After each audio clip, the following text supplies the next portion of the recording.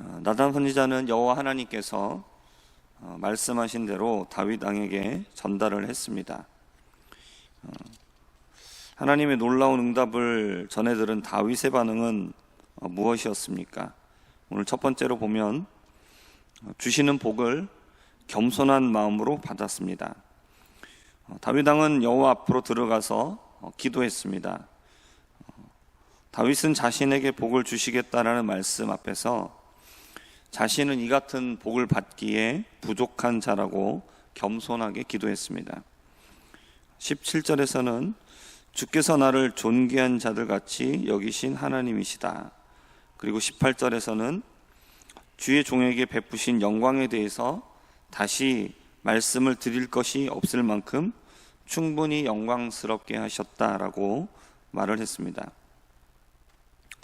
다윗의 이 기도는 자신에게 주시는 하나님의 복이 자신이 드린 것보다 더 많이 주시는 하나님의 풍성하심을 찬양하는 기도였습니다.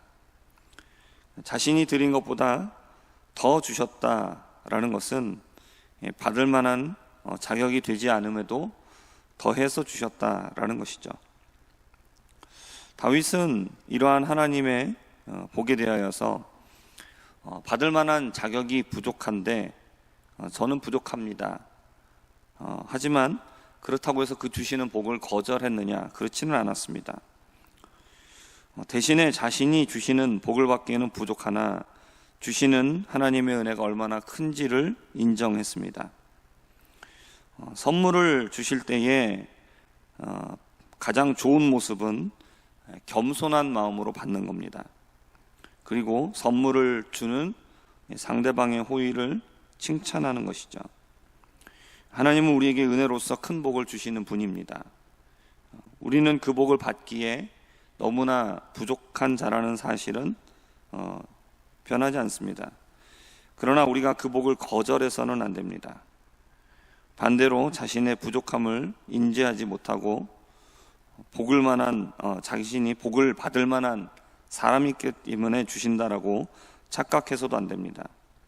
우리는 주시는 복을 겸손함으로 받되 주시는 하나님을 찬양하시고 높이기를 바랍니다. 오늘 말씀을 생각하면서 저는 제가 하나님께 받은 복은 무엇이고 제가 하나님 앞에서 어떤 말씀을 통해서 감사드리면 좋을까 생각을 해봤습니다. 제가 목회자로 이 자리에 서서 말씀을 전하는 것은 제가 잘나서가 아닌 것이죠. 목회자로 서기에 우리 성도님들과 비교해 보면 저는 부족한 자가 맞습니다. 그리고 하나님이 보시기에는 더더욱 그런 사람이죠. 그러나 하나님께서 저를 불러주셔서 하나님의 말씀을 전하는 자로 세우시겠다라고 하시는 것은 하나님의 뜻입니다. 그러면 그것을 어떻게 되겠습니까? 부족한 자가 확실하니까 저는 절대로 받을 수가 없습니다. 이것이 겸손이냐? 아니라는 겁니다.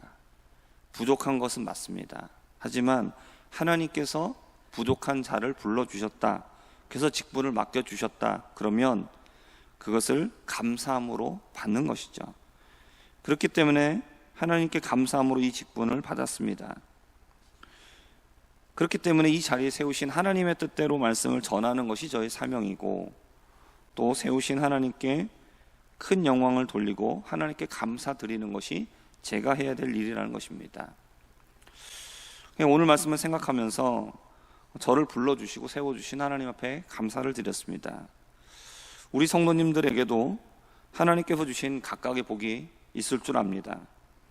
그러면 그것을 겸손함으로 받고 그리고 하나님께서 주시는 그 풍성함과 은혜로우심과 이 모든 것들을 높여드리며 감사하실 수 있기를 바랍니다. 주신 하나님의 마음을 가장 기쁘게 해드리는 것은 하나님께서 주시는 것을 인정하는 것이죠. 그리고 부족함에도 불구하고 주시는 것을 감사하는 것인 줄 믿습니다. 두 번째로 생각해 볼 것, 복을 주신 하나님의 위대하심을 찬양했다라는 겁니다. 20절부터 22절까지 다윗은 이 복을 주신 하나님의 위대하심을 찬양했습니다. 하나님의 큰 복을 받은 이스라엘에게 행하신 일들을 찬양하고 또 앞으로 행하실 일들을 찬양했습니다. 출애굽에서 구속하신 것으로 시작해서 가나안 땅의 이방 민족들을 몰아내고 차지하게 하신 모든 일, 그리고 여호와께서 이스라엘의 하나님이 되심을 감사하면서 하나님의 위대하심을 구체적으로 찬양했습니다. 결혼한 부부들은 연애 때부터 쌓아온 추억들을 되새기죠.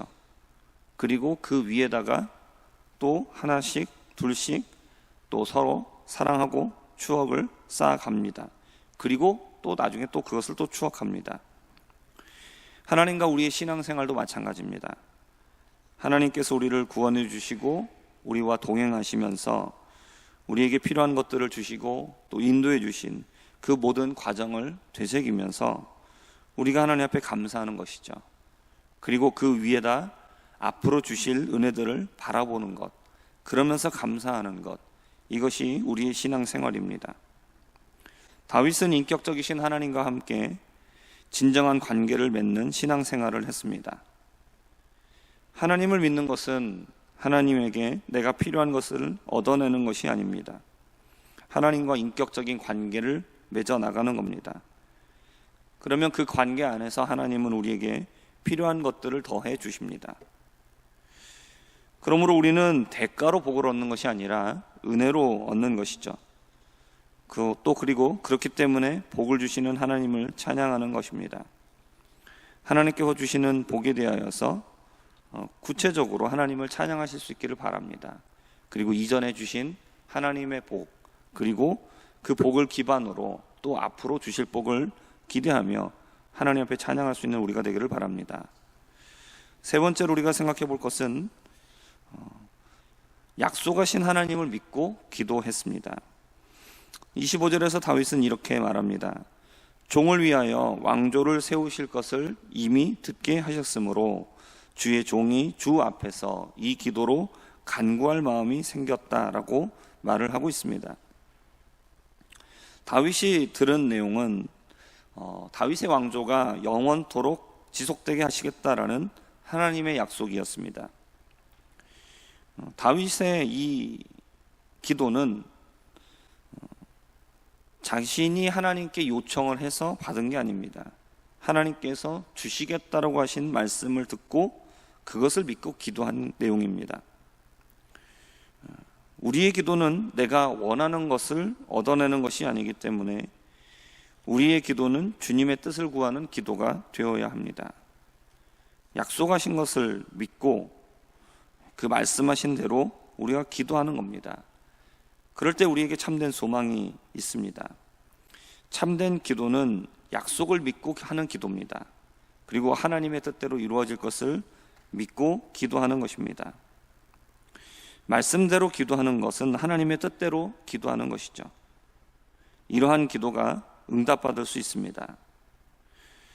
우리는 먼저 하나님과의 관계를 인격적으로 맺으면서 또 우리가 말씀과 기도하는 가운데 우리 마음에 주시는 감동을 따라서 기도하실 수 있기를 바랍니다. 단지 인간적인 욕심이나 확신할 수 없는 내 마음에 원하는 것을 얻기 위하여 기도하는 것은 응답받을 수가 없습니다. 주님께서 나에게 주시는 마음의 소원을 따라서 기도하시기 바랍니다. 그러면 그 기도가 응답될 것입니다. 말씀을 정리하겠습니다. 우리는 주시는 복에 대하여 겸손함으로 받아야 합니다. 그리고 이러한 복을 주시는 하나님의 위대하심을 찬양할 수 있는 사람들이 되어야 합니다. 또 마지막으로 우리는 하나님께서 주시는 말씀을 따라서, 약속을 따라서, 그것을 따라서 우리가 기도할 수 있는 자들이 되어야 합니다. 우리가 기도할 때에 이러한 다윗의 기도와 같이 하나님 앞에 참되게 기도하고 또 응답받는 우리 모두가 되기를 주님의 이름으로 부탁드립니다. 기도하겠습니다. 하나님 아버지, 우리는 받을 자격이 없음에도 불구하고 우리에게 복을 주시는 하나님의 그 복을 받기를 원합니다. 또한 그 복을 허락하여 주시는 하나님의 크심과 풍성하심과 또 은혜로우심을 우리가 날마다 찬양하며 감사하는 자 되게 하여 주옵소서. 하나님, 우리가 우리의 생각을 따라서 기도하는 것이 아니라 하나님께서 우리에게 주시는 마음의 감동을 따라서, 말씀 따라서, 약속 따라서 기도하는 자들 되게 하여 주시고, 그리고 우리가 그렇게 기도할 때 참된 소망이 있으며 또한 응답될 줄을 믿사오니 주님의 말씀 따라 기도하는 자들 되게 하여 주옵소서. 예수님의 이름으로 기도합니다. 아멘.